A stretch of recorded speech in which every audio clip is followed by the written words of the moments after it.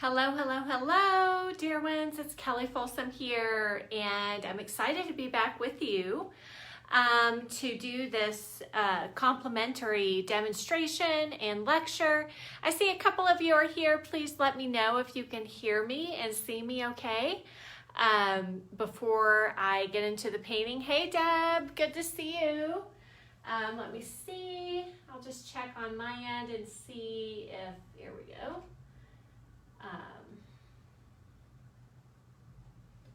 Comments, let's see if anybody is commenting in. Just want to make sure everything is working okay. Okay, hey Barbara, hey Marty. Hello Jermaine, yay! All my favorite people are here. Hello, hello. Let me know that you're here in a comment, and oh, my comments are working again. Oh, fantastic. I don't have to use my iPad too. Hey, Mary. So good to see you. Hi, Elizabeth. Let me know where you're tuning in from. Do you say your name Aura Algizi? Thank you so much. I'm so glad you enjoy these. Hi, Sharon. Hi, Wendy. Hi, Ginger. All right. Hey, Elizabeth. Good to see you. Okay, so you guys, so I had to miss last Wednesday's demo. My apologies on that. I had a last minute deadline for International Artist Magazine, and that kind of threw me off schedule, but I'm back, I'm here, I'm ready to paint with you guys. Hey Rusty, so good to see you. Merry Christmas. Hi Chris, hi Detroit. Whoop woo, so many awesome people here today. Fabulous, fabulous. Okay, fantastic. So I hope everybody is getting ready for a very, very Merry Christmas. I'm happy that everybody is healthy and safe and sound. Hey, Nancy. Yes. Oh, Nancy, look at the ones I did yesterday. Did you see the one I did yesterday? You got to check that out. So yeah, so I really wanted to do like a Christmassy themed still life for you guys today, but these pink roses, they have just been screaming at me all day, paint me, paint me, paint me. So we have pink roses instead of something Christmassy. I have to say, you know, it's always best to paint what you're moved by, what you're inspired by. And these roses in particular over here, their lifespan is about done. Okay, I had to actually kind of give a couple of them a little facelift here, prop them up a bit, but they're also so beautiful right before, you know, they're right before they pass away, not to be morbid. But they get more and more lovely, and even though sometimes they can get a little droopy, that can actually add a lot of natural movement to your still life. And then of course the petals fall off really beautifully as well. So sometimes it's a good idea, if you know you're going to be painting roses, especially if you're going to do several rose paintings, it's kind of nice to order them a few days apart so that you get some that are new and then some that are maturing and aging beautifully. That way you can get kind of a mix. Hey Lisa, good to see you. Hi Rita, hi Lori, all you beautiful artists. Marty, yay. All right, awesome. And Lori Spellman as well. We've got two Loris here. Amy Wagner, hello. Patty Fry, hello. Peggy Quay from Seattle, hello. Heather Smith, hello, welcome. Okay, so those of you who, hey Jason, Merry Christmas, and Karen Daigle, Michelle Choate, Juliana Gilbride, awesome, so good to see everybody. Yay, another Texas girl in the house. Yeehaw, y'all. We're gonna do some painting today. I'm from Texas, by the way, so I'm not making fun of you. Hey Jane, hi Tina, Lorraine, and Sophie Levesque. So good to see you ladies here. Candace Dobbs, so awesome to see you. Yes, hugs and kisses to all of you, and Merry Christmas, Happy Holidays, Happy Hanukkah. Fantastic. Yay, this makes my heart so happy to see all of you. So here is the drill. Without further ado, now that it looks like everybody's kind of tuning in. Dennis, hey. Here's the drill, guys. I'm going to do a demo for you. I will be checking for comments and questions along the way. One thing that I ask you to do is anything that really resonates with you, or really like clicks or sticks today, be sure to type it up in the comments below. That does a couple of things. It helps the information stick better for you, taking notes, writing it, repeating it. That's going to help that piece of information stick longer with you. And it's also going to help other folks who tune in to this lesson get that piece of information as well. Because as we all know, especially in a longer demo, a lot's being said, a lot's being covered. Sometimes a little tidbit might get covered that really sticks with somebody, but you totally missed it. Like maybe you went to the bathroom or zoned out for a minute, you know, or went to go get a refill on your tea or something. These are my beautiful sisters, by the way, in Oklahoma. I love this cup and my beautiful nieces. Anyways, so be sure to take virtual notes here in the comments below for those reasons. And also, just to let everybody know, if you are not signed up yet for a chance to win the free painting from me, you can do that. You need to join my free collector circle in order to be eligible to win that. The link is there, so go and join that right quick if you haven't already, and then come back to me here. So I'm going to be giving away a free original painting on Christmas Day to one member of my collector circle. It's going to be a size 9 by 12 or smaller, to be determined. This is a 9 by 12 here, what we're painting today. The beautiful Christmas roses I painted yesterday is a 9 by 12 as well. So it's going to be a surprise giveaway, and to one person on my collector circle list. I'll just kind of share this painting with you that I did yesterday because I just love it. I added in some Christmassy garland, like some pine garland, and I feel like that just totally made this painting, along with this amazing, gorgeous brass base, which I still don't feel like I did justice for it, but it is still, it's beautiful. So this is my new favorite painting. Just finished this yesterday. I'll kind of tilt it to cut the glare. But this one's a 9 by 12 too. Something about Christmas time, that red and white is just so gorgeous together. So that one's drying right now. Okay, so I'm going to say hi to a few more people who just checked in, and then we will get painting. Dive in and push some paint around, right? Oh, the joys of painting. Yes, it never gets old. It's always new. It's always fascinating. It's also always frustrating at some point in the painting, right? So it's always a great in the moment experience. So let's see who else has come in. Hey, Maureen, so good to see you. Awesome. Hi, Karen. Strayer, so good to see you. And I said hi to Dennis. Joan Ross, welcome and hello. Susan, oh, you're in Mexico again. Lucky you. Oh, well, yeah, it's wintertime, right? Good for you. Girl, I could use me some Mexico beach time for sure. Nick Nicholson, welcome. Okay, Spella. Hi, Spella. Hi, Elaine. Ken Zallinger, hello. All right. Yay. I just don't want to miss. Chris O'Neill. I don't want to miss anybody. Mitch, my man Mitch. Hello. Donna Monroe. And Roberta Schwander. Welcome. So happy you're here today. I'm just hoping that this brings a little bit of inspiration into everybody's lives this week. Kathleen Witten. Hello. Rosalba. Hedda. Hey, Hedda. So good to see you. Okay. Awesome. I don't know about you guys, but I just love watching other people paint, listening to artists talk about their painting. I love to put them on in the background a lot of times while I'm painting, and it really just, keeps me jazzed up while I'm painting and inspired.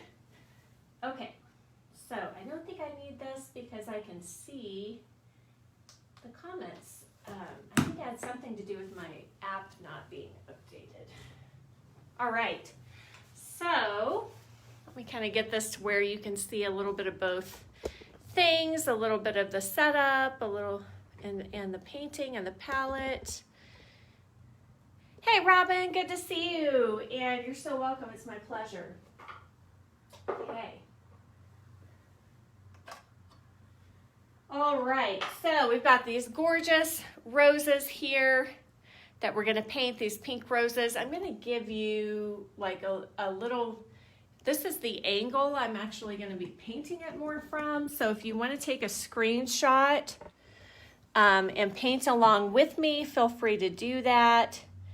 It's just a slightly different angle. I'm kind of on the right-hand side. Oops. Okay, so I'm just gonna pause there for a moment in case you do wanna take a screenshot of that. If you're watching this on replay later, you can also screenshot it then if you want to try to paint this after I do the demo. All right. If you didn't get it then, so sorry, Charlie, but time's a-wasting, right? Daylight's burning, whatever the phrase is. The proper phrase. Okay. All right, lovelies. A little sip of tea there before we get into it. Okay, so it's always a good idea to think about first, you know, do you have a visual idea? Having a visual idea is going to take you a long way in your painting. Okay, so this visual, it doesn't have to be anything complicated. And in fact, usually the simpler it is, the better. Okay? So in this case, we have basically an S curve is our movement idea, right? Kind of moving from top left over here to bottom right with the final rose. This is a very Franz Mortelmann's inspired still life here. If you don't know his work, definitely go check him out.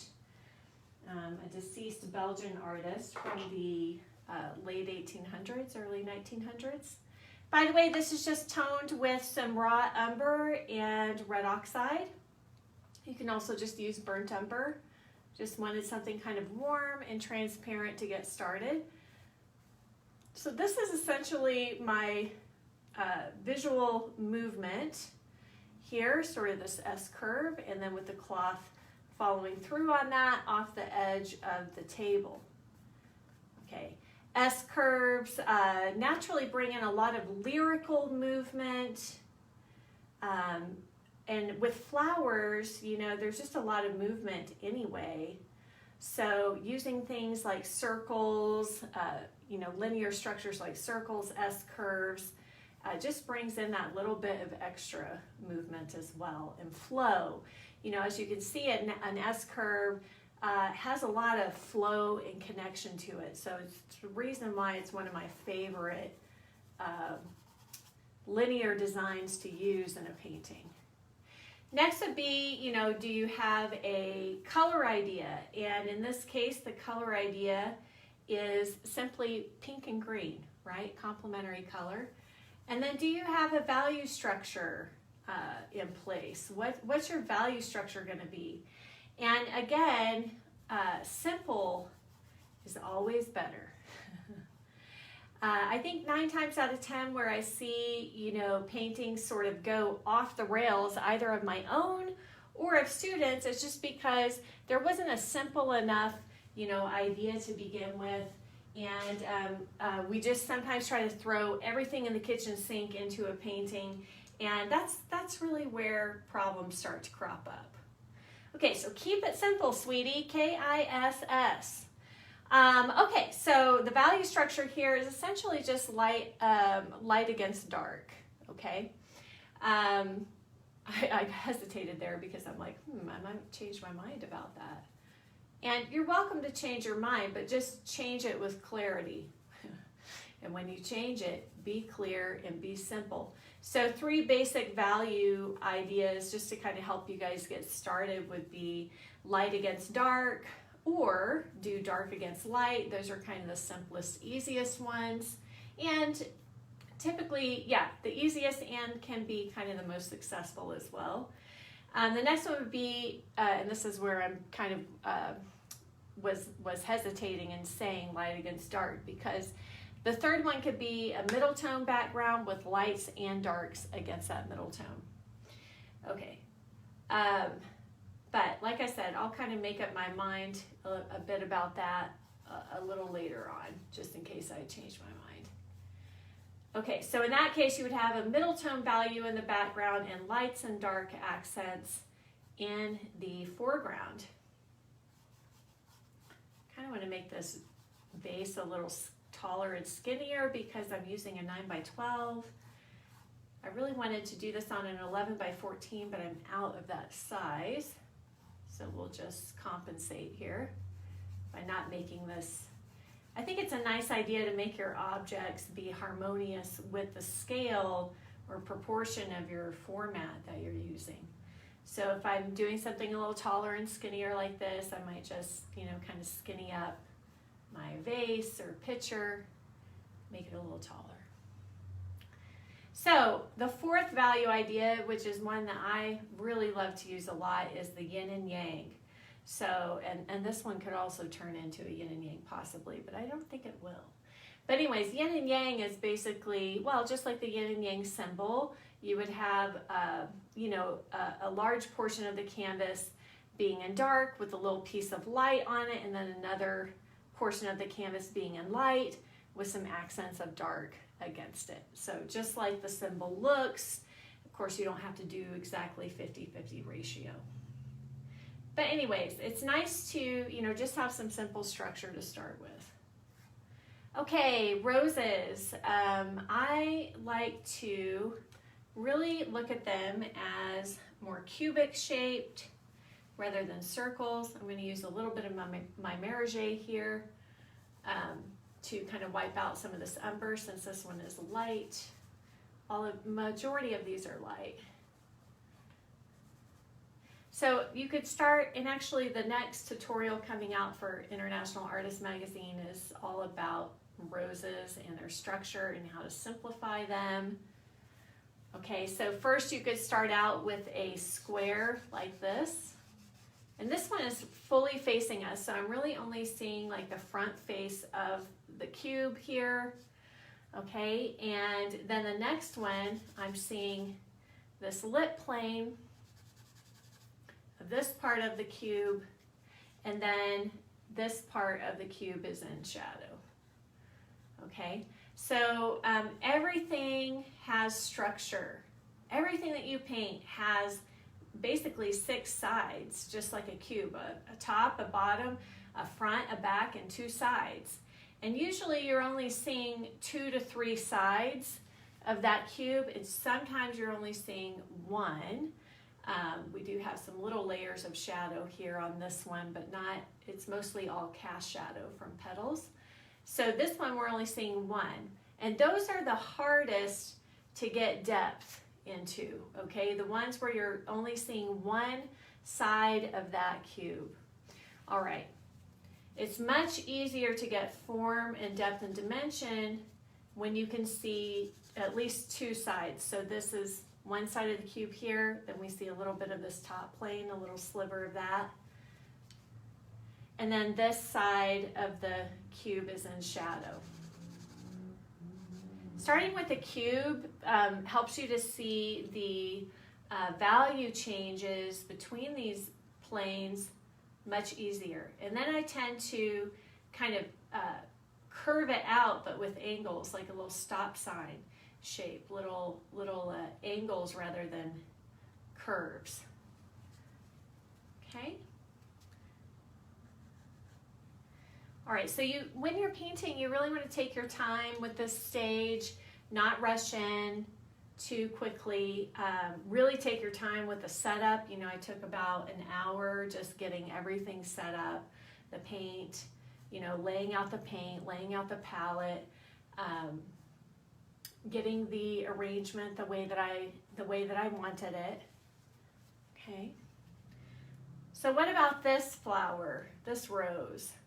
Well, this one, we're actually seeing, here's the front. If you look at the center of the rose and kind of follow it up, you can see, you know, what angle that cube is at. So this is basically what we're seeing here, if we were to see this in cubic form. And I know that this is super analytical, okay? It's not like when I'm painting by myself, it's not like I'm going through and actually doing all of this. I'm mostly doing this to illustrate to you the dimensional form of these objects, and the cube is the form that gives you the most dimension. Okay, so this plane, you know, is in light, and so is this plane, but instead of just wiping out that whole thing, I'm going to go ahead and just wipe out where the petals are roughly here. Okay, just to kind of give you an idea. Okay, sometimes, you know, somebody explaining it in a really analytical way, in a very geometric structural way, is incredibly helpful, so that you can get it, you know, you can get it. It's always so nice to watch somebody just magically make something on the canvas, but to be able to do it yourself, you have to really understand what goes into that, you know, what goes into that thought process. What do they know? What do they see, and what do they know that perhaps you don't know? Okay. All right, so the rest of these I'm just going to kind of wipe out where they are. I might not put that one in for sake of time. So this one, I'm standing on the shadow side, so this cube is going to be like this. This is this part of this rose over here. This side plane is in shadow. It's turned away from the light. The front face is in light, and the top of the cube is in light.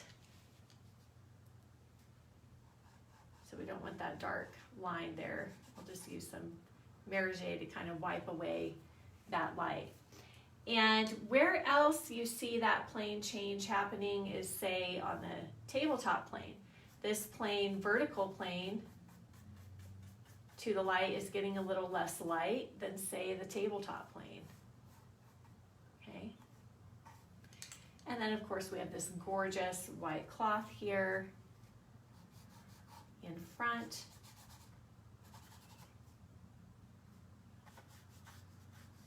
So this is kind of the boring part of the painting, and you're kind of thinking, geez, is this ever going to turn into anything? But you must take your time with this, get your size and placement the way that you want it. You know, really think through those forms, especially at this stage, before you go into color. Okay, so once I get my size and placement, I'm going to do a little bit more here on these leaves. Okay, I like this sort of mass foliage of leaves here. Very, very arty. Very artistic, beautiful. And I also like how some of these are half in light, half in cast shadow, excuse me. Little details like that in the end result of the painting are going to be really interesting. So when I'm setting up these roses, you know, I'm really looking at things like that.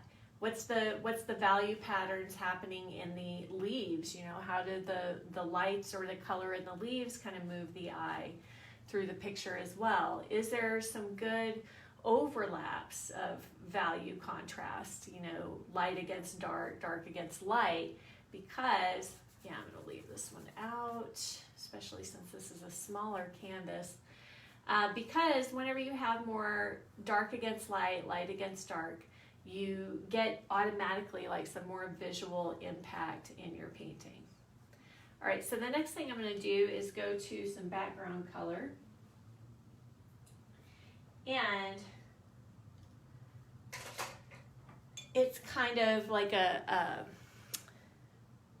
a earthy green or sagey green. All right, Tina, thank you so much for sharing that. Yeah, I think any good artist, really an artist that's well-trained, well-taught, they will always emphasize form and structure. So I'm glad to hear that that resonated with you. Okay, awesome. All right, fantastic. I'm glad that that... Oh yeah, Elizabeth, I've got a couple of those taped together. Like I said, they're on their way out, and so this is my last chance to paint them. So sometimes I'll do things like that. I'll rubber band flowers together. I'll tape them together. Okay, you know what? I think I am going to go for middle tone. We'll see. I reserve the right to change my mind later. Raw umber and yellow ochre, that's, you know, all I'm going to use here for right now, just to get that kind of beautiful, soft, sagey green. There's still some warm stuff in my brush, and that's okay. It's okay if that comes out. I also don't like just mixing up the same homogeneous pile, you know, and making it all look like it's pasted on. So I like some variety in that background color, even in brush strokes sometimes.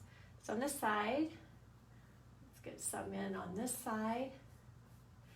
My raw umber is from Vasari, and it's a really cool raw umber. And I also really love, that's their yellow ochre too. I really love their yellow ochre. Such a pretty yellow ochre.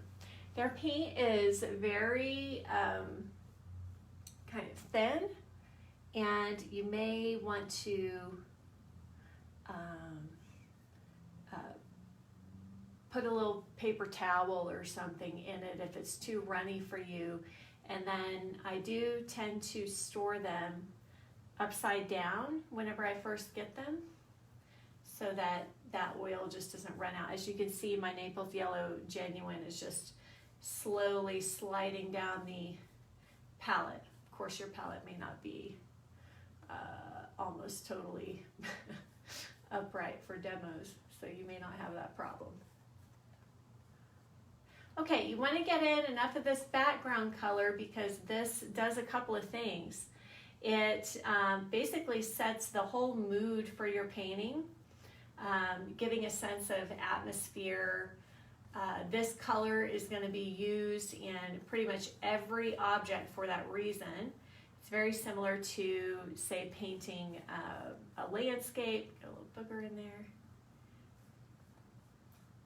Where as everything gets closer back to the background, or back to that back sky in a landscape, you get a lot of sky color, you know, into your elements as they get closer to the sky back in space. So, you know, like back hills will start to, you know, go cooler and lighter in value to that background. And even though we're not dealing with as much depth as space as a landscape, the same concept holds true.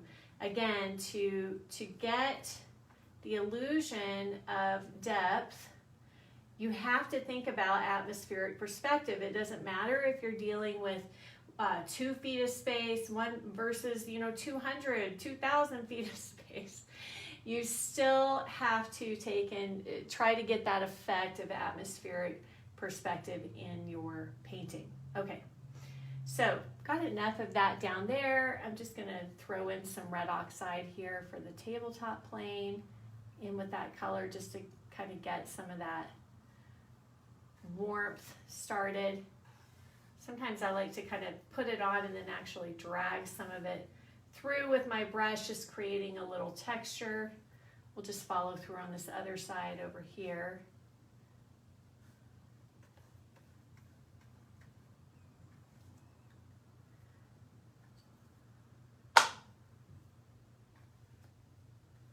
So I really think of the front tabletop area as background as well. It's just, and that's a place automatically where you can get an automatic, quick sense of depth. You know, how so? Basically, if you make this foreground tabletop warmer, okay, or more colorful, it will come forward more to the eye than, say, a cooler background color. So even if you just did burnt umber up here, raw umber in the background, you would automatically have some sense of depth in a still life because raw umber is cooler than burnt umber. Try to get those little boogers out right away if you see them before they dry. Okay, so you've got a great composition. You've got a great idea. You get your size and placement down. You separate out light and shadow wherever you have it. You know, the copper, we do have a little light and shadow on the copper. So I'll just push this a little bit darker on this side. And on just using some burnt umber right now. Really try to make especially around your star of the show, really try to make every brushstroke count here. Okay, so I'm already thinking of the finished product, you know, the finished result, taking it to the finish with these strokes already by putting in more contrast around this star of the show area, and I'm already kind of cutting in to that shape, looking for, you know, a more specific petal shape there. But mostly I'm wanting to get these shadow shapes in. And you really are looking for shapes, so try to really hunt for shapes like triangles if possible. Wherever you see them, cast shadows, negative spaces often form really fantastic little triangle shapes. Cast shadow here at an angle, going off. And here I'm going to take this shadow a little bit darker because I decided, okay, let's do middle tone with darks and lights against middle tone. What about the back of this handle? We only see a little piece of it, but it's in shadow here and it's darker than the background. And then we do have a beautiful green leaf. I don't really love its angle though. A lot of times the leaves are the things that get kind of altered the most in my florals. Sometimes they're just kind of pointing the wrong direction or, yeah, so. And I'm not even super warmed up enough yet to really decide what that should be. So I'm just gonna sit tight with that for a moment. Okay, so I've totally changed the shape of this vase because of the format of my canvas. You can make it round and short and fat if you want to. At the end of the day, I want the painting that I want, and so I only have the props that I have, so sometimes those things, you know, you use your artistic, what's it called? Someone's always saying that in Vital Art Sessions. Artistic license, I think is what you guys call it. Your artistic license. Watch out, I got an artistic license. I'm in the driver's seat. Anything can happen now, folks. Oh man, buckle up, baby. I'm in a silly mood today. Okay. But it's fun. We need some fun, right? Okay, let me see if there's any questions. Artistic license. There we go. Awesome. Okay, so many wonderful people here. Wonderful. Hey, Marianne. Good to see you. Hi, Rita. Hey, Art. Hi, Cindy Elder. Cindy Renner. Hello, hello. Janice Matthews. Good to see you. Joyce Fenton, Paul Nutting, hello and welcome. Mary Gilman, did I say hi to you yet? Julie Carrera, oh gosh, I'm gonna butcher your last name. Julie, so I won't even say it. Okay, pedal to the floor. So at this stage, as you can see, your painting should have strike, right? Like striking impact already, just in this value stage before you even get paint on the canvas.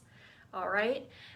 So if your painting does not have pop, punch, strike, pedal to the metal at this stage, you want to make sure that you get that value contrast at this stage. Even if you're doing like dark against light, you know, a high key with darker accents, you should still have striking pop in the painting before you even get color on. All we've got on is the tone and the background color, okay? And then of course we want to make sure that we maintain that pop and striking, you know, impact throughout the painting process. Okay, so that's the next thing we're going to talk about. Denise, hello. Linda baby, so good to see you. Alice Will, hello. Awesome, awesome. Okay. All right. Yeah, Lisa, that's such a great, she says, love the concept of changing things. I feel so tied to my setup. You know, I think, hey, my Uncle Doug is here. Hey, Uncle Doug, love you. He's so awesome. Sorry. I don't often see my family members on these, so that was exciting. Okay, so Lisa made a great comment. I feel so tied to my setup, and I do think that that is something with painting, painting from life in general. Pros and cons, right? Painting from life, especially alla prima, I think the fantastic thing about it is it's very in the moment. You're very present, you know, you're very connected, right? And you're responding, okay? And it's just such a fabulous experience.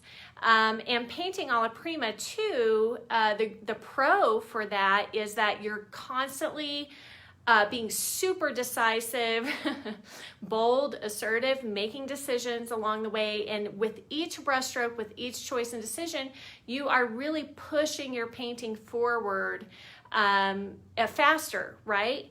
And so you're not like working in circles. You're not, you know, losing your way. You're not getting lost. You're, you know, you might get lost from time to time, but you're really focused on those, these steps, these fundamentals, and making each brushstroke count, each choice count. Now, the con of painting from life is that, like Lisa says, you can really get hung up on copying, you know, and tied, I love that word, tied to your still life.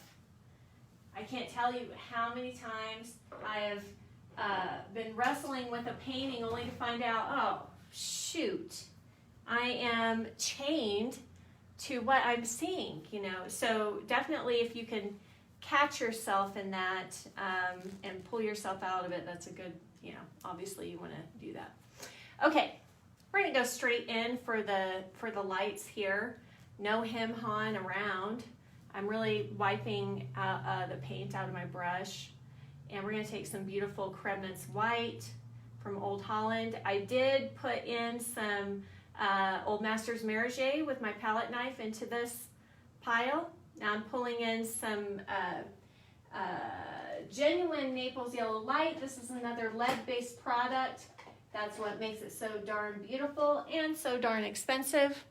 Treat yourself this Christmas if you have never bought this before from Vasari. And I like the light version, but you can get just the regular. Gorgeous. It's an amazing color. Now to get that pink, and I'm just going to do a little tiny bit because there's actually not much pink in the lightest lights. It's actually more in like a peachy yellow tone. Okay, so I'm out of Cab Red Light, so today I have Sennelier Red, and it's actually a gorgeous color. And I'm just barely going to mix that. You know, you don't want to beat your paint to death. Oil paint actually has quite fragile properties to it, and if you're over mixing like you know, I don't know what would be a good example. Like you're churning butter or something. If you find yourself over mixing, you're going to kill the qualities of the oil paint. You know, just those really beautiful colors, the body to it. So especially at this early stage, I really want to get some super thick paint down in the lights to work into, okay, so that I can paint into those. Got a petal overlapping here that I'll just paint on. You get better at your, you know, brush loading control. Your, you know, all that paint is just right on the tip of the brush here. See that? So see how dark the brush is? But because I'm not wetting my brush with a ton of medium, let me see if I can get this a little closer. Let me know at some point. Maybe I should zoom in on the painting and get off the setup if everybody's got their setup image. Now I lost my train of thought. All right, so this Frontal Rose right here, this one's different because roses, not only are they have a cube-like form, they also, when they're in this kind of orientation or say a 3/4 view, they're also like an open bowl.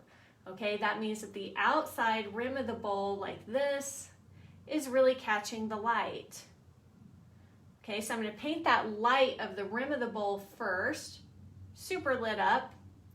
There's actually very little color in that. All the color is going to come in on these roses in the shadows and in the middle tones. Okay, so that, and I'm not painting petals. You see, I'm not painting petals. I'm just painting planes of light. Okay, and then I will start painting planes of middle tone and shadows, and then I will start carving out petals and all that good stuff, all that fun stuff. So you start off really big and broad and basic. Now, in the center, remember this one's a bowl. Okay, so I painted the outer rim of the bowl, and then because my light is coming from the left, the right-hand side of the bowl is cupping the light. Then the center, because bowls are concave, hopefully I said the right word. I always mix up convex and concave. The center gets more color and goes more into shadow. So I put a lot more of that Sennelier red. I'm also going to sneak in a little bit of red oxide into that mixture and the tiniest little touch of alizarin crimson just to push it a little bit darker. But you don't want to really paint black in the center of a beautiful rose.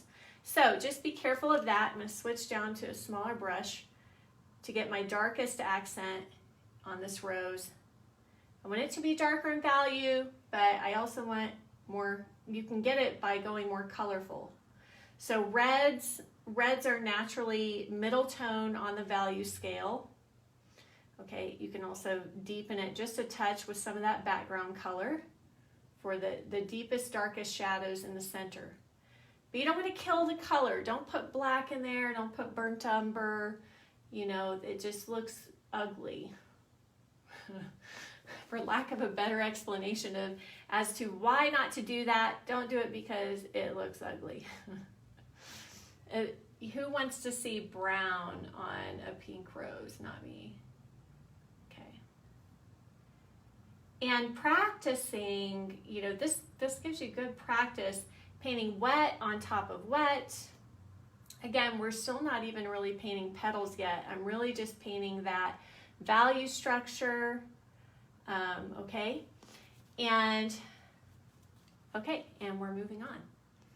We're moving on to the next one because this type of painting, I really want to build up all the lights and connect the lights. Actually, we've got one petal down here. I'm just going to paint it right on top of that dark.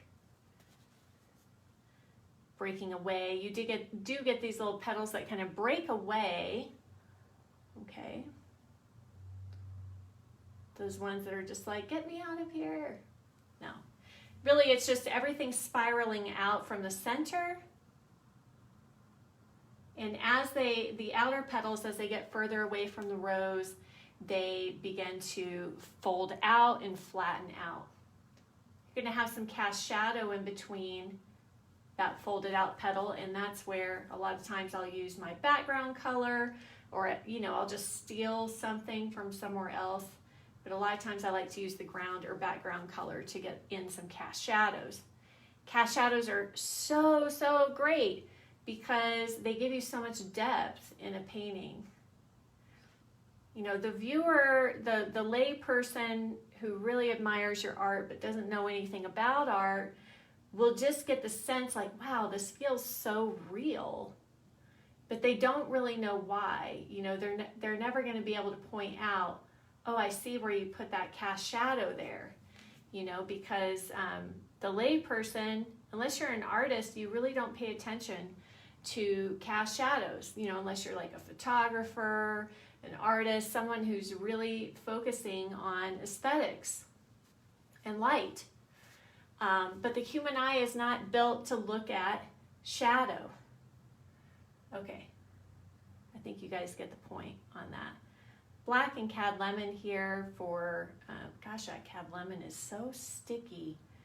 I couldn't get the brand that I usually get, and so I got Williamsburg, and it's super sticky, so I'm going to put a little medium in there.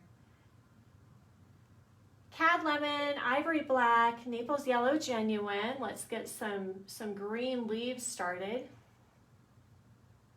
So this color will be harmonious with the background, but it's more chromatic, more saturated, just basically a brighter color. And I want this value up here I want this to have a life and vitality and lit up. So I got to make those lighted. I can't start them too dark. Some of these are going to be dark leaves against the background, like this one. This one's both dark and light. Half of the leaf is light against the background, half is dark. Build up the paint.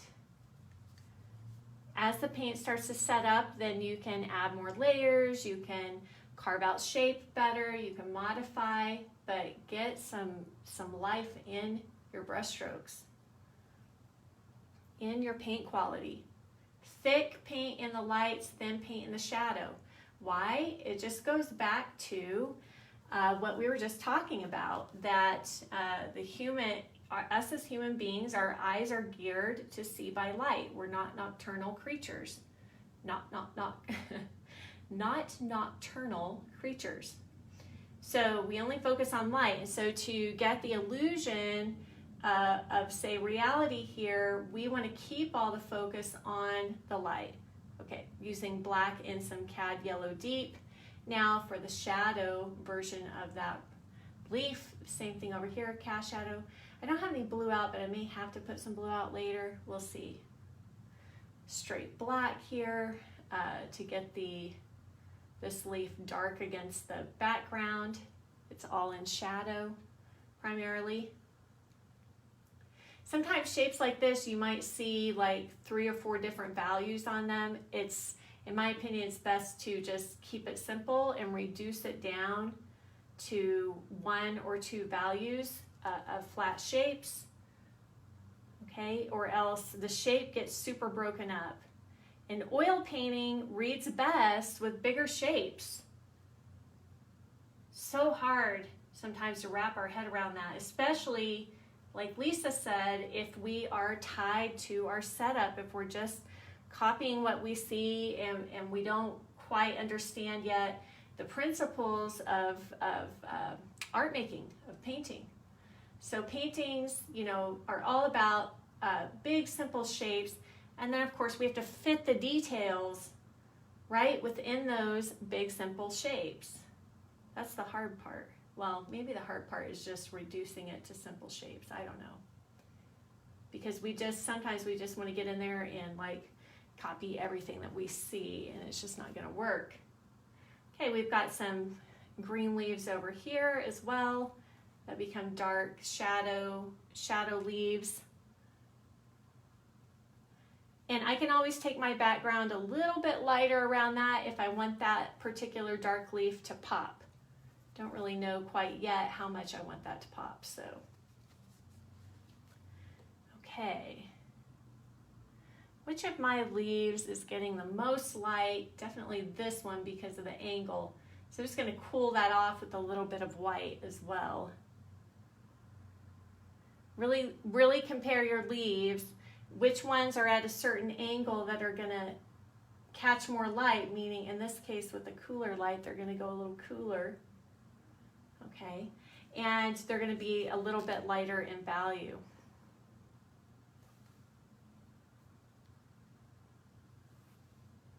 Okay, so otherwise you will end up with all your leaves looking the same, and then the end result is, gosh, this looks kind of cartoony, and I don't know why.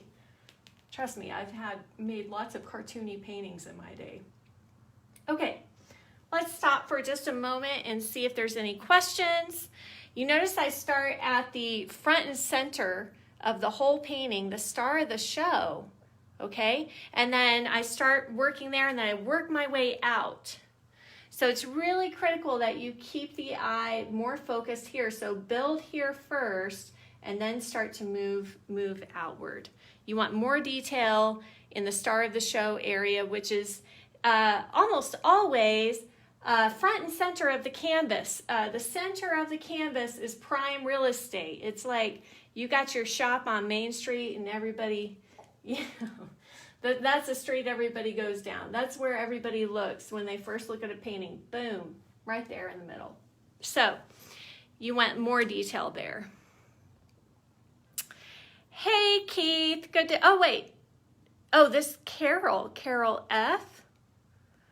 All right, well, I'm so glad you're enjoying it. Hello, Agnes, hello. Do you say it's Sheely?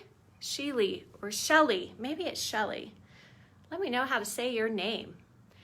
Okay, so good to see. I'm just checking to see if there's any urgent questions. Thick paint in the light, then in the shadows. Thank you, Michelle. Yeah, everybody remember, take virtual notes. It really helps it stick, and it helps other people who are watching too. Sometimes it helps to read stuff rather than hear it. Everybody learns differently, you know. We all have different learning styles, so those notes really help a lot of people. Yes, it does. It does. I'm so glad, Susan. That's a new mixture for you maybe to use. Hey, Carol in England. This will be posted later, guys. So if you have to go to bed because you're in England and it's like, what, 10 o'clock there? Something like that, then you can check in on this tomorrow. Also, Vital Art Sessions members, this will be posted in your members area on the website permanently, so you don't have to worry. Hi, Phyllis. Can you center your painting tire?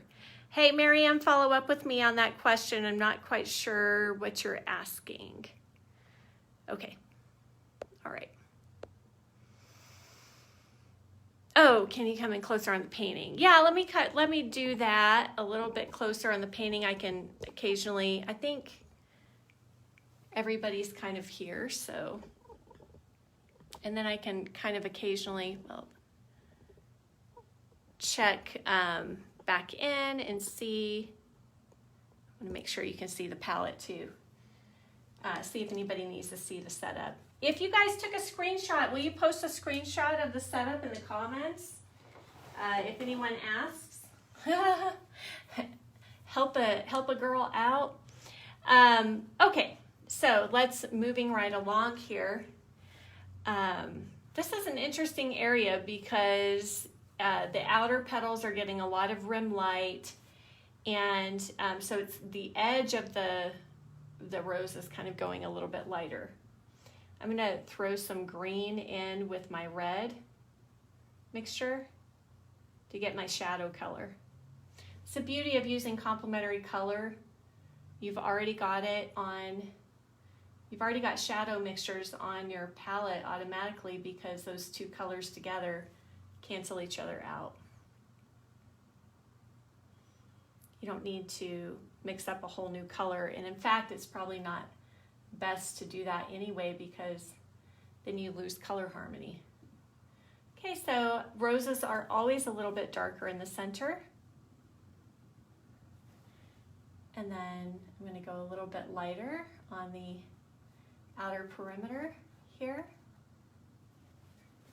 And you can start to see that rose kind of filling out a bit more.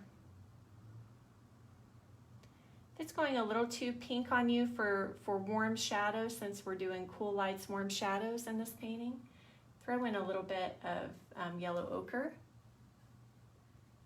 It's a little too big of a jump in value. Remember, that's the tricky part, is really maintaining that close value within a shape so that you don't lose the shape, okay? And this is where having some of that background color wet and on your canvas can really come in handy. While you're there, while I'm here, you know, that's where I can just kind of start to carve in some of these petal separations. You know, now we can start to kind of make some of these petals. Just moving the paint around a little bit here.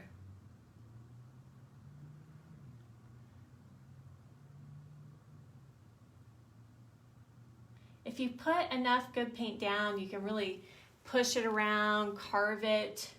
You can do so many things with it if you have good paint sitting on your surface, and especially if your surface is a good quality one and not super absorbent. So this panel is fantastic for that.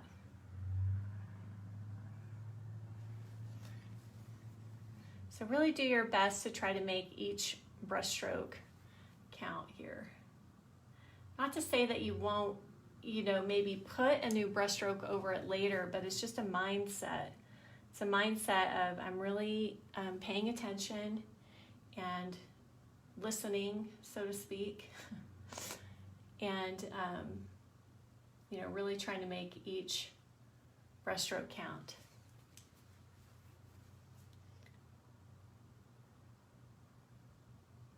Rather than making like a bunch of sloppy, kind of hurried brushstrokes that you know, that you'll have to redo later anyway.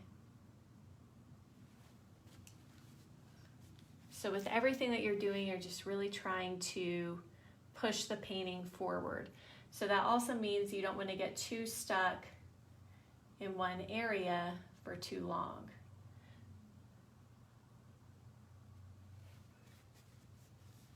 Okay, and I still have some of that background color here on my canvas or my palette, so I'm just gonna, using your background color to carve in with is just such a phenomenal experience, and it really makes your light look cleaner because sharper edges look more lit up. Okay, it also makes your shapes look more detailed and resolved. So do a lot of your contour shaping using whatever the color is back behind it.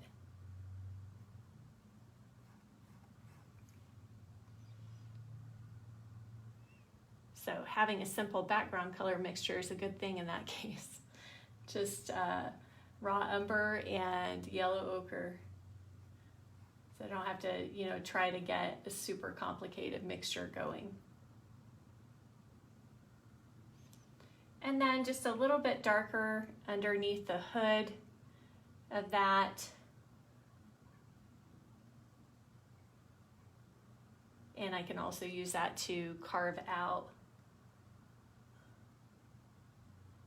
that little ruffly petal edge there a little bit more.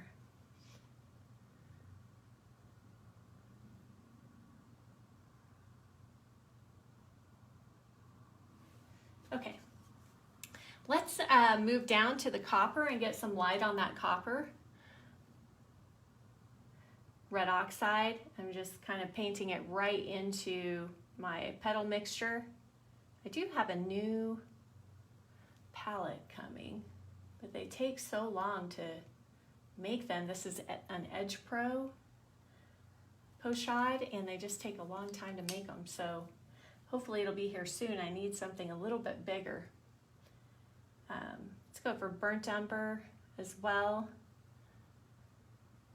So copper is always in that kind of orangey family, but you don't just want a total orange, you know, hot orange picture, or else it's going to look like a terracotta pot, you know, or something ceramic. So this is also where steal some of that background color to mute, because orange still has red in it, and also to get a variety of cool and warm.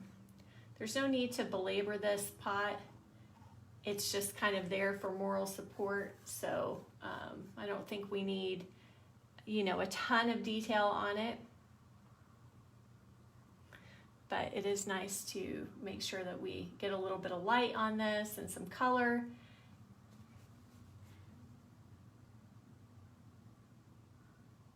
Some white, some Naples yellow light around where the highlight is going to be. This isn't quite highlight though yet, so bear with me.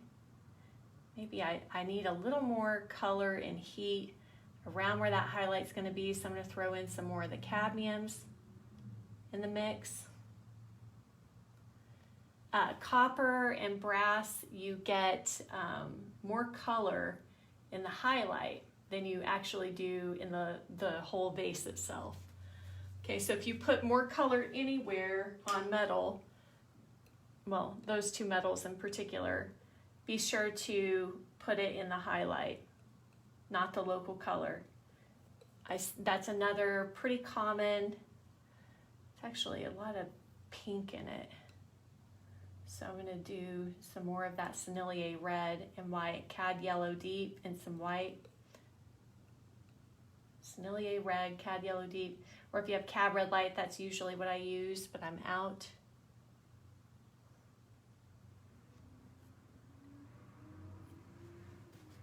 Okay, and then if you need to go a touch lighter, more white and more yellow, I'm going to throw in some cad lemon, I think, just to get a little extra punch on top of that. Make sure that your highlights describe the form. Again, always thinking about form. Meaning, if your object is curved, you want to make sure that your brush strokes go with the curve, and highlights have a sharp edge on the bottom, and then if they have a tail, the tail moves, this is curving up and following through to the next highlight. This is always going to be the dominant highlight here though, so make sure it's bigger. It's just so fascinating painting. Wow, that's a pretty color. Okay, reflection into the copper. Boy, isn't that exciting. Wow, that's fun. I tell you what, it just never gets old. Okay, so that was just my cab, basically the more cab red light and that highlight mixture put in for the reflection. Okay, I can mute that with some green. Got some green down here to kind of get some of these shadow tones. It's not quite purple, but it just kind of goes a little bit murkier, a little bit more shadowy. Okay. There's also some really pretty, I'm just going to do some black and white, some really pretty cool notes on that copper as well. It's the metal kind of underneath shimmering through. That might be a little too much, but that, or maybe maybe some greens in there. Vertical strokes here is nice too, just to go with the plane. And then of course you can come back the opposite direction,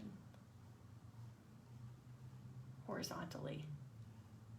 Make sure you get enough background color, or like a neutral background color works really well here, because the background color is complementary and cool, but something just kind of neutral and cooler on a copper or brass metal, so it doesn't, Again, so it feels, you know, metallic. Again, moving to the finish. That's just that black and white right there. Let's pull some of this orange stuff down here. There's still like a little coppery tone for this handle. Don't worry if it does, the paint doesn't go down exactly how you want it to. Remember, you know, you can always fine tune and finesse things as you go using that background color as well. Just pulling a little bit more light here on the top left edge. Okay. So it makes no difference whatsoever what this copper pot looks like necessarily. It's just kind of there for inspiration and reference, right? So it only matters that this copper picture is beautiful in this painting. Nobody's ever going to see that except for you guys. Okay, let's clean some of this off. Okay, so my light source is definitely cool. So that means that my shadows are going to be warmer. If you're painting underneath a warm light inside, your shadows might appear to be a little bit cooler.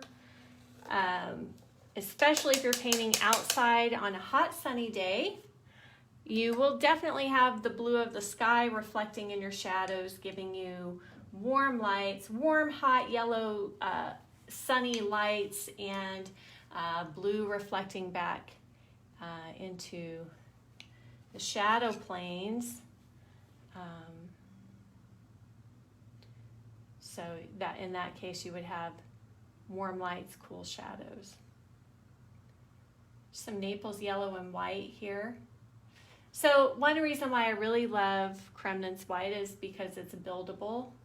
So it dries fast and it's a little warmer and softer tinting strength than say a titanium white. And you can build with it because it's not super opaque. It's kind of got a little transparency quality to it. So you can even kind of paint some of this up into, as you can see, mixing wet into wet. Because it's such a soft tinter, I can actually kind of paint this straight white up into this vase to get a sense of reflection without it, you know, totally killing that value. So those are some of the reasons why I like Kremnitz white. However, you can paint with whatever white works for you. You know, some of my all-time art heroes use titanium white quite beautifully. Greg Kreutz paints with permalba, and I hate that crap. I have no idea how he paints with that, but you know, he really, I think with materials, it's kind of whatever you get used to, you know, and you learn how to work with it. But honestly, like, I don't really know how he paints with permalba, but he makes really beautiful paintings with it. I just hate it, so I'm not going to use it. So if you try something like Kremnitz white or something I recommend and you just can't get it, you know, or you just don't like it or don't like how it feels, or work goes down on the surface or something, then don't use it. You know, there's always more than one way, one solution. But I do think it's an interesting thing with materials that after you use something long enough, you get really, oh man, accidentally grabbed a bunch of yellow ochre. You get really, really used to it. And then just like, for example, if I paint on these panels, which I love, the ampersand gesso board panels, if I paint on these panels long enough and then I switch even to like a really good oil primed linen, I'm still going to have a little bit of difficulty if I've been painting a long time, you know, on these. So that just kind of happens anytime you switch materials or whatever. So in those cases, you kind of have to just give yourself some time to readjust to the new thing. Because I do see that happen too. Sometimes people try things and they go, oh my gosh, it's so different from what they normally use. The biggest one, And I think this is something most good painters can agree on, is not using too dry and cheap of a cotton canvas. Like that's sort of the killer of oil paint. You know, it's really made more for acrylic and, you know, material like that. And so it really sucks the oil out of your paint because it's a super dry surface. So I think that would be kind of the main thing that most of us agree on in terms of materials that would be no good for your oil painting. And that's one of the biggest things that I see a lot of people use, because the oil primed surfaces are so pricey or the panels are more expensive, but they're definitely worth it, you know, in the end for your painting. Okay, I'm gonna need some more paint here in a moment. I used up all my white. So yeah, like these shadow colors are really easy to come up with in this painting because my local color is, you know, in the red family. And so I know that if I use a little green, it's gonna desaturate it beautifully. That doesn't always work for everything though. You know, like if you have a blue object and it's a dark cobalt blue and it's in shadow, putting orange into it just makes it lighter and brown and muddier looking. So it won't work on everything, but in this case, red and green just so happen to be about the same value. You know, the true red and true green are very close in value. They're the only two complementary colors that are essentially the same value on the value scale.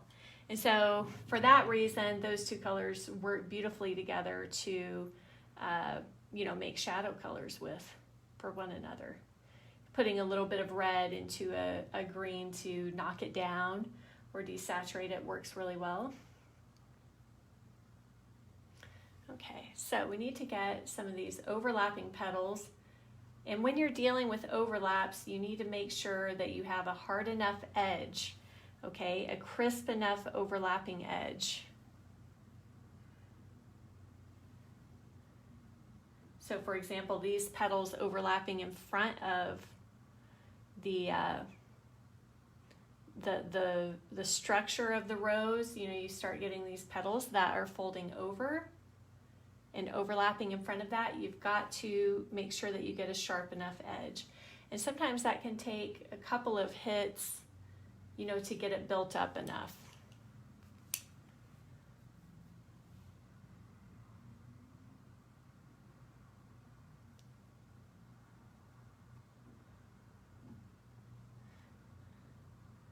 Just a fascinating experience here. So when you're painting, you know, really try to stay alert. Keep watch on your energy and your focus. Mine's starting to dwindle a little bit with all the talking and you know, your mind is sort of split a bit. So sometimes that's all it takes, is just like a little moment of, oh, you know, I'm losing my focus, and to bring it back. Other times you might need to actually physically take a break and move away from the painting, if even just for a moment, and come back to it.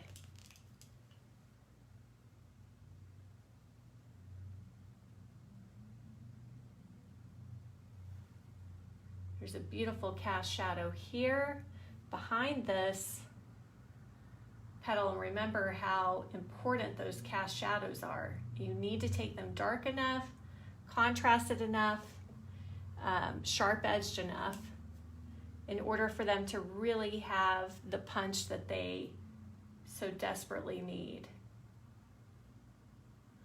Cast shadows are usually some of your darkest values in the painting.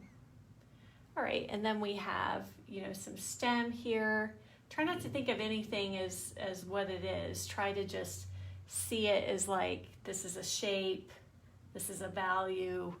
You know, the more that you can get into that abstract frame of mind and stop thinking about it as a rose or as leaves, the more success, you're more likely to have success that way. Okay, there's some lit greens back here. Gosh, that cad lemon's so sticky. Whew, I do not recommend that. Williamsburg cad lemon, geez. I mean, it's great once I get some medium into it, but I kind of like everything to, I guess next time I'll pre-mix some Merge into it, because I kind of like all my paint to be a similar consistency, if I can get it that way.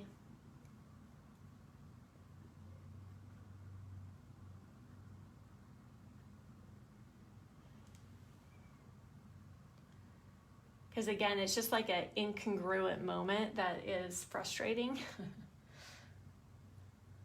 And all it does is pull your attention off of what you're doing and the problem solving that you're trying to engage in here. So it's kind of like if you were playing the piano and all of a sudden they just changed something or moved a key on you or something, you know. So it could be very, very similar to that. Okay. I really love some of these little scattered petals back over here as well. I like to get some of those. I think they're really nice because they add a bit of that color. These petals are also like a bowl shape, so you definitely want this edge over here, the inside of the bowl of the petal, to really cup the light and catch the light. Make sure everything gets a little cast shadow underneath it so you don't have floating objects.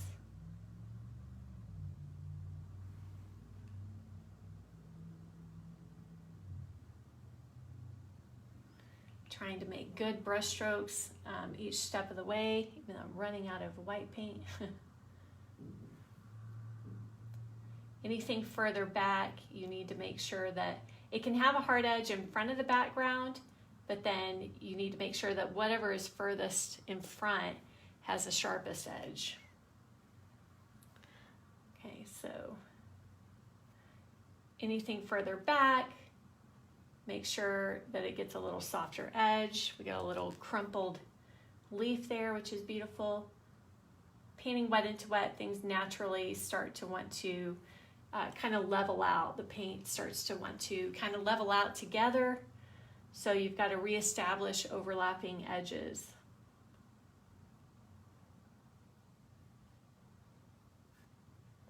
Here, just using the ground to create sort of a shadow color for the petal.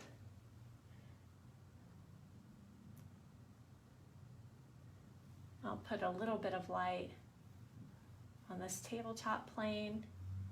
Just kind of dragging my brush, digging into that wet paint. I don't want it as thick and solid as, say, what's on the white cloth there.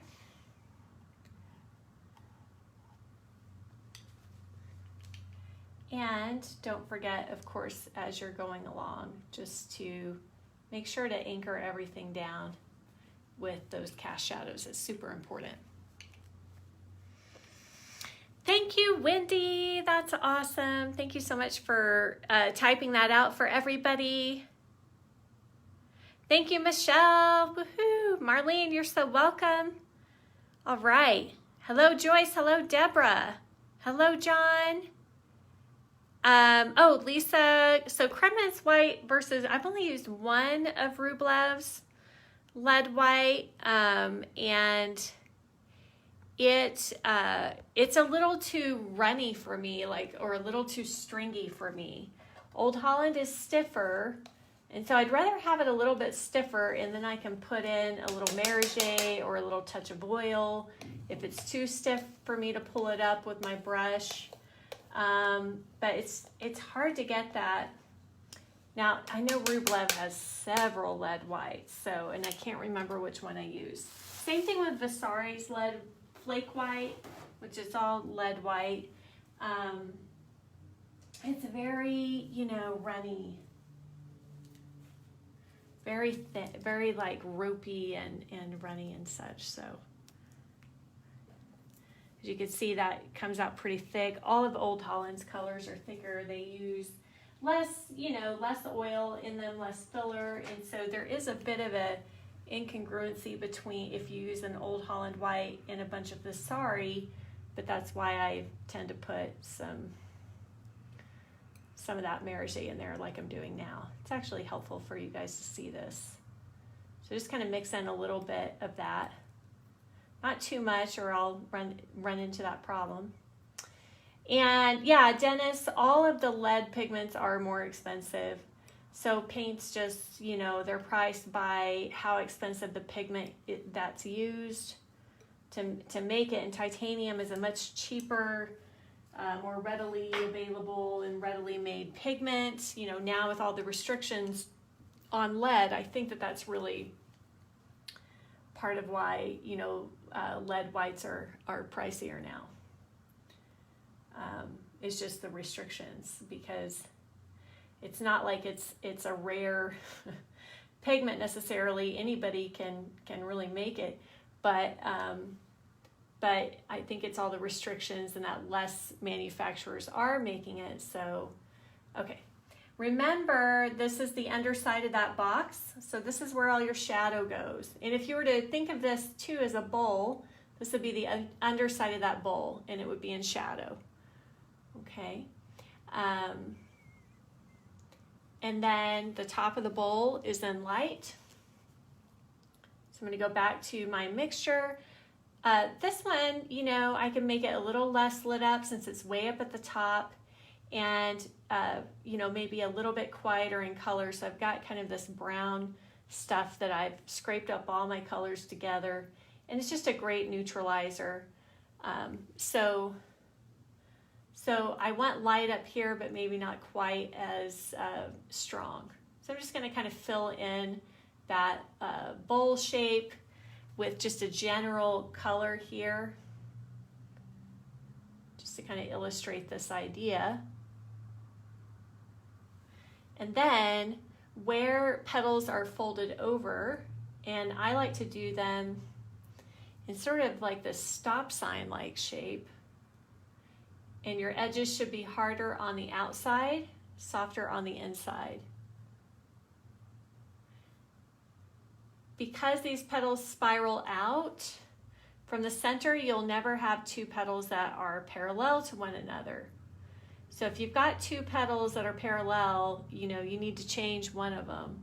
That could be part of the issue. Remember again that it does go a little bit redder in the center or a little richer in color. So I'm going to start to add in some more alizarin crimson, more of the red, some red oxide to give it a little more warmth and depth for shadow. This is the inside of that bowl, and I'm just kind of moving my brush in the shape of some of these overlapping, leaving some of that lighter color showing through to indicate petals, petal overlaps. So you just try to come up with ways of painting things that capture the quality, but also, where you're not drawing in, where you're not drawing in every single individual petal and coloring in the lines. So that means working on your brush technique, making bad brush strokes, or your hand slips or something like that, that happens.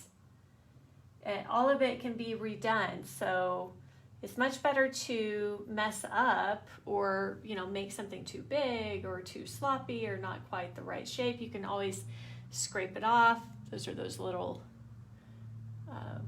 what are they?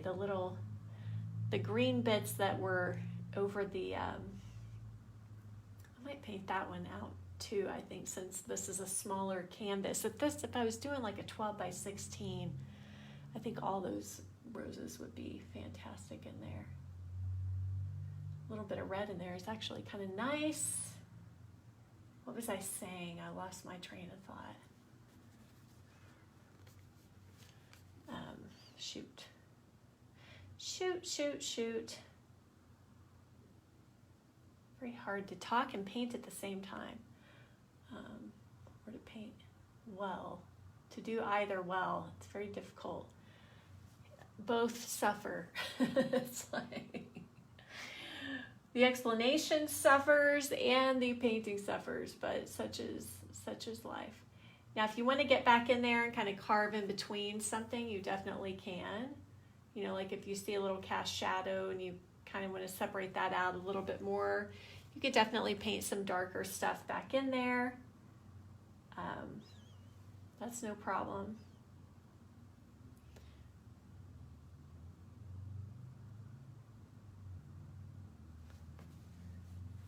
We've got some cast shadow over here, which is beautiful. I'm kind of stealing some of that green so I can mute some of my reddish tone color for a cast shadow. Your cast shadow colors are more related to the local color of the object that they're on. So for a cast shadow on a rose is going to be, on this rose is going to be more reddish. Cast shadow on a white cloth, you know, is going to lighten in value a little bit and maybe be a little cooler. Unless it's an ivory cloth, then it would be a little more yellow, a little warmer.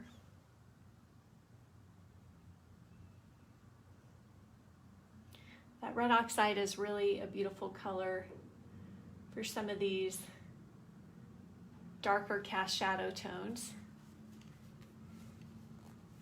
That one kind of grew a little bit, so I think I'm going to go back over here and hit this a little bit more. Does anybody know what time it is? Can you let me know if you know? I'm not sure how I'm doing on time. I usually try to do these around an hour, which is about all of the max of our attention span, at least mine anyway.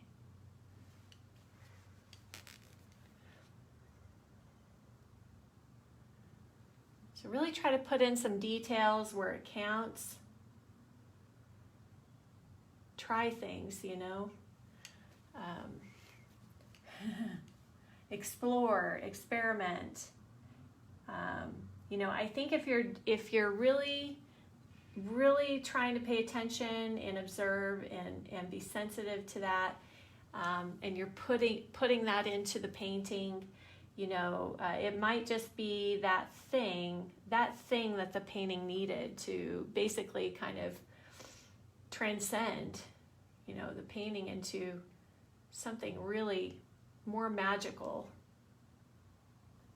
And I always say, I think brushwork is the artist's voice, you know, so really allowing yourself to explore brushwork and not choke the life out of your oil paint.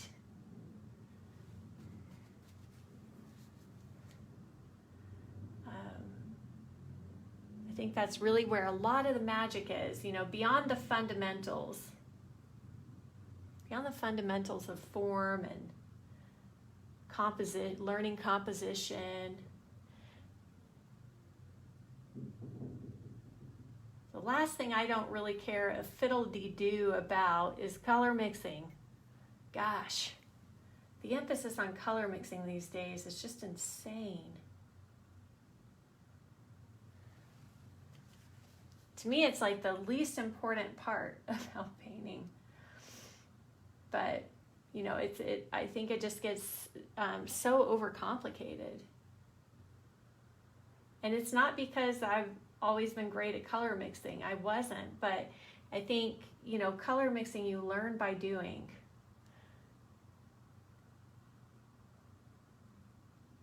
Study your color wheel, you know, stuff like that. But beyond that, it's like, my gosh, some of these intense color matching courses, I'm just thinking, and what are people getting out of this?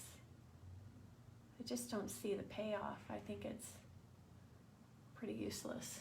But anyways, so looking for like little cast shadows here, little negative shapes of, you know, these petals are layered, so one petal might be casting a shadow on top of another. I'm really looking for the biggest ones and leaving out all the little ones. And especially on this shadow side here. This rose especially needs them because, again, it's fully facing us. It's like trying to get depth on a head-on face, you know, it's a challenge.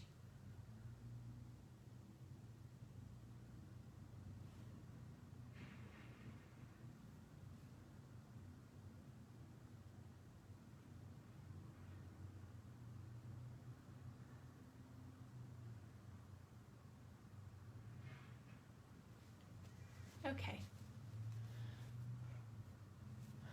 All right, everybody. Okay, I think that is...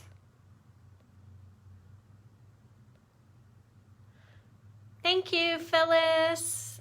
Okay, so 4:30. All right, so I think that's our time, guys. And just to kind of show you as well, I have not cleaned my brush. I've been painting a lot and I've not cleaned my brushes. So they're all sitting in goop right now. But I'm just going to paint over this because I decided to leave. I can only paint so many roses in an hour and a half. At least decently anyway.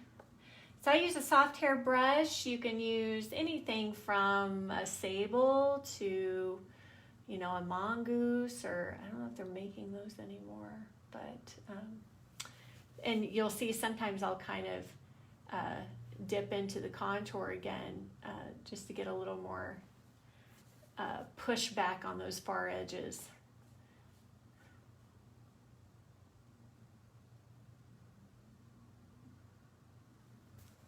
Okay, so I just do this to kind of smooth out the background a bit.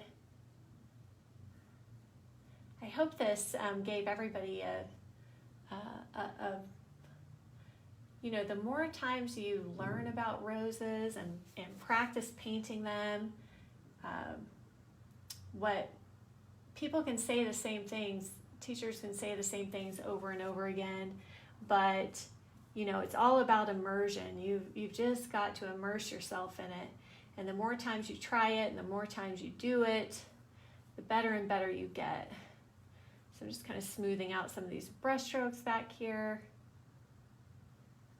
Maybe we needed a little bit more of that on the inside.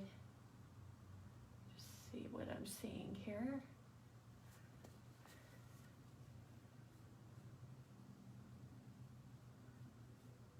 So this brush, which one? What am I using? This is a silver ruby satin. It's a filbert. I actually like the flats better for this, but all my flats are dirty. I do not like to wash brushes. Those of you in Vital Art Sessions certainly know that. I don't like to clean anything. You can ask my mom too. She was always trying to get me to clean my room, and as you can see by my palette, I don't like to clean anything. Whatever works, right? As long as it works. There's like a cast shadow on this one that I missed. Okay. All right, I kind of like to leave this texture up here though. In fact, building more texture in the foreground is recommended. Again, more texture up front, less smoother, thinner, less texture in back. Almost like doing a low relief sculpture. You know, the thickest paint or the thickest clay is closer to you perspective wise, and the thinnest clay means that that part of the space is further back. So let me kind of zoom in. Yes, Carol, I know it's much harder than it looks. Focus on those fundamentals. If you just focus on the first few steps that I shared, you know, the cube, where to put more color on a rose, where to put less color. Oh boy, there goes my light. Holy moly. Start there, guys, and paint a lot of roses if you really want to get good at roses. It just takes a lot of practice. Okay. So here is the end result. If you a little bit more zoomed in. You're so welcome. And you know, those brush strokes bring in a lot of movement as well in gesture. So you don't want to paint too tight and stiff. You know, maybe on, you know, copper or hard things, but especially flowers and leaves, get some movement in there, guys. Okay. You are so welcome. You're welcome, everybody. Oh, let's see what this looks like in a frame, shall we? I actually recommend those of you who are students, this is when you take a break, if you have like a frame lying around, put it in a frame and see how it holds up. Sometimes even paint in a frame. I used to do that a lot to try to get better at my size and placement because I made everything too big. So, ta-da, there we go. Yay, looks pretty nice. And what I love too is look at some of the the warmer tones of that original tone shimmering through, you know, so not putting your background color on too super thick so that it covers up all of that tone. I recommend that as well. So, all right, guys. Oops, now my painting is down here. All right, guys, so thank you so much for being here. Just a reminder to everybody, I am doing a Christmas giveaway. Be sure that you get on the list. The link is here in the description, so be sure to go and join that if you want to, for a chance to win a free original painting by yours truly. Thank you, Ginger. You're so sweet. Yeah, so what else? So that announcement will come on Christmas Day. I'll send everybody an email. I'm actually probably going to keep these giveaways up because, you know, 2020 has been crappy. I think everybody could use some cheer moving into 2021. But this giveaway will be on Christmas Day, and it'll be a painting this size or smaller after my Christmas sale that is coming up starting on Friday and going through Monday. Also, yes, Ginger, thank you so much for mentioning Vital Art Sessions. Open enrollment is coming for that. I can't talk anymore. It's going to start like the second week of January, or wait, January 4th, I think, is when it's going to open and go through the 15th. So if you're interested in studying with me more and joining our beautiful, vibrant community of artists, go to Art Life. I'll put the link in the description after I post this, but go to artlifewithkelly.com, and there under instruction there is something called Intro to Art Life, and that is a free video subscription. So if you liked this video, go sign up for Intro to Art Life. That will also notify you of when open enrollment begins, and that way you can get in the doors. All right, everybody. Thank you, Lisa. Thank you so much. I appreciate that. Thank you. Hey, Bobby, so good to see you. Thank you so much. I'm glad you enjoyed it. Thank you, Jolene. You're so welcome, Lynn. You're very welcome. It's my pleasure. You're welcome, Elizabeth. Bye, Dennis. You're welcome, Cindy. And thank you, Candace. You guys are great. Thank you so much. Hey, Usana, you're so welcome. Peta, hello. Phyllis, thank you, thank you, thank you. You guys are so sweet. All right.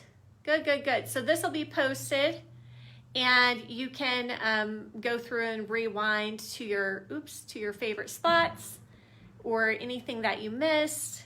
Take screenshots of the finished painting and the setup so that you can paint along too. All right, guys, have a great afternoon, and I will see you again next week before Christmas for another complimentary demo. So next Wednesday, same time, I'll be doing another one. Good night, Elaine. Sleep tight. All right, guys, much love. Happy painting. Bye.